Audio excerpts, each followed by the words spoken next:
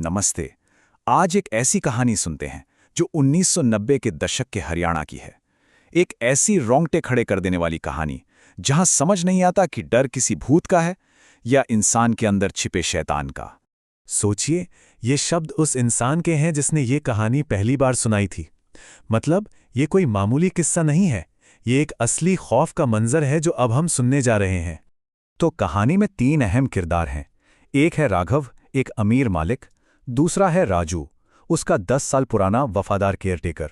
और तीसरा है सोनीपत और पानीपत के बीच बना एक सुनसान फार्म हाउस, जो इस पूरी कहानी का सेंटर है।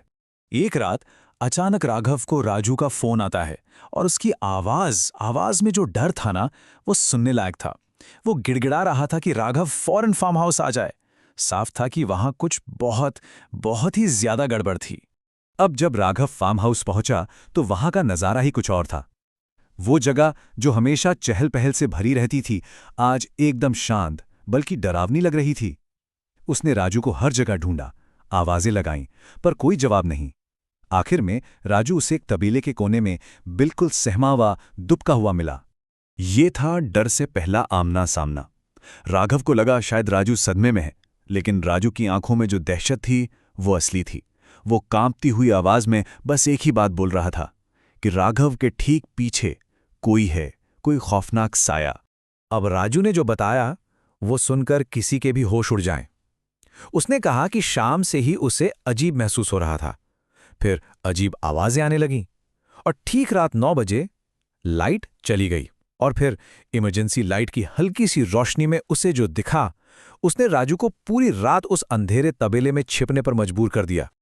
और बस यहीं से कहानी पूरी तरह पलट जाती है। राघव ने राजू की बातों को बकवास मानकर टाल तो दिया, लेकिन उसे क्या पता था कि जिस डर को वो मजाक समझ रहा है, वही डर थोड़ी देर में उसका दरवाजा खटखटाने वाला था। अब राघव के साथ जो हुआ वो तो और भी भयानक था। एक एक करके वो सारी डरावनी चीजें उसके साथ होने लगीं जो राजू ने बताई थीं। अब शक की कोई गुंजाइश नहीं बची थी। राजू सच बोल रहा था और वो उस घर में अकेला नहीं था। तो कहानी अब एक ऐसे मोड़ पर है जहां राघव बुरी तरह फंस चुका है। बाहर निकलने का एक ही रास्ता है, उसकी कार। लेकिन चाबियां तो अंदर उस डरावने घर में हैं। उसे अंदर जाना ही होगा, पर सवाल यह है कि अंदर है कौन। राघव जैसे तैसे हिम्मत करके घर के अंदर घुसता है। चाबियां उसके हाथ में आ जाती हैं। वो बस दरवाजे से बाहर निकलने ही वाला होता है कि किचन से एक आवाज आती है। जैसे वो पलटता है, अंधेरे में एक परछाई ठीक उसके सामने थी। बस इसके बाद राघव को कुछ नहीं पता, वो वहीं बेहोश हो गया। और यहीं कहानी का पहला और सबसे बड़ा ट्विस्ट आता है। जब राघव को होश आता है तो वो किसी को फोन पर बात करते हुए सुनता है। और वो जो बातें सुनता है उससे ये साफ हो जाता है कि ये किसी भूत प्रेत का काम नहीं, बल्कि एक बहुत ही गहरी साजिश है। सुबह के 3 बजे जैसे ही लाइट आई, रोशनी में जो चेहरा सामने आया वो राजू का था। मतलब वो भूत, वो डर, वो खौफनाक रात, सब कुछ एक ड्रामा था जिसे राघव पिछले 10 साल से अपने परिवार का हिस्सा मानता था। वही उसकी जान का सबसे बड़ा दुश्मन निकला। अभी राघव कुछ समझ पाता, इससे पहले राजू का फोन फिर बजा और स्क्रीन पर नाम था मोहिनी मैडम।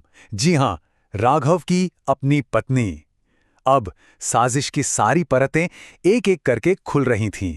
तो साजिश ये थी, राघव को दिल की बीमारी थी। उसकी पत्नी मोहिनी ने उसे डरा डरा कर मार डालने का प्लान बनाया था, ताकि वो सारी जायदाद की मालकिन बन सके। और इस काम में उसका मोहरा था राजू। लेकिन राघव ने जो कहा, उसने पूरा खेल ही बदल दिया। उसने राजू को याद दिलाया कि इस शतरंज की बिसात का राजा कौन है, और अब बाजी पलटने वाली थी। राघव ने बड़े ही ठंडे दिमाग से मोहिनी को फोन किया और उसे फार्म हाउस बुलाया। बहाना बनाया कि वो प्रॉपर्टी के बंटवारे पर बात करना चाहता है। मोहिनी को लगा कि उसका प्लान कामयाब हो गया, वो जीत गई। जैसे ही मोहिनी गेट पर पहुंची, राघव ने राजू के सामने एक नया ऑफर रखा, प्रॉपर्टी का 10%, और शर्त थी मोहिनी की जान। और बस लालच ने अपना काम कर दिया। मोहिनी जो अपनी जीत का जश्न मनाने आई थी, उसे क्या पता था कि उसका अपना ही मोहरा उसे धोखा देगा। राजू ने मोहिनी पर हमला कर दिया और वो वहीं ढेर हो गई। लेकिन मोहिनी के मरते ही राघव ने एक ऐसी बात कही जिसे सुनकर राजू के पैरों तले जमीन खिसक गई। उसने कहा कि इस फार्म हाउस का सौदा तो वो 1 हफ्ते पहले ही कर चुका है। ये था कहानी का असली और आखिरी मोड़। राघव कभी शिकार था ही नहीं, वो तो शिकारी था। उसने इस पूरी बाजी को ऐसे खेला कि आखिर में सिर्फ वही बचा। और फिर क्या हुआ? राघव तो साफ बच निकला, बल्कि लोगों की हमदर्दी भी उसी को मिली। कहानी ये बनी कि केयरटेकर का मालिक की बीवी के साथ अफेयर था और उसने उसे मारकर खुद भी अपनी जान ले ली। राघव पर कोई आंच तक नहीं आई। तो आखिर में ये पूरी कहानी घूम फिर कर एक ही चीज पर आती है, लालच। एक ऐसा लालच जिसने हर किरदार को अंधा कर दिया और आखिरकार सबको बर्बादी की तरफ ले गया। ये कहानी हमें गहरे सवाल के साथ छोड़ जाती है। एक ऐसा खेल जिसमें कोई जीता नहीं, सिर्फ एक जिंदा बचा। तो क्या हम उसे विजेता कह सकते हैं, या फिर धोखे और लालच के इस खेल में असल में हर कोई हार गया था? सोचने वाली बात है।